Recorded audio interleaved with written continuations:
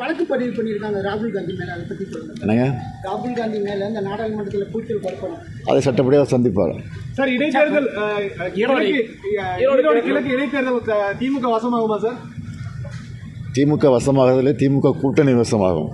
கூட்டணிக்கு அப்படின்னா ஈரோடு அந்த இடைத்தேர்தல் வந்து கூட்டணிக்கு ஏற்கனவே இந்தியா கூட்டணியில் திமுக அங்கே வைக்கிறது. எனவே இந்தியா கூட்டணியுடைய வசமாகும். மீண்டும் காங்கிரஸ் வாய்ப்பா சார்?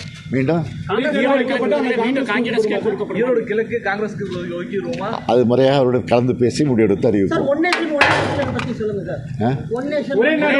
அது பல நேரம் நான் சொல்லியிருக்கேன். அது கொடுமையான ஒரு முடிவு.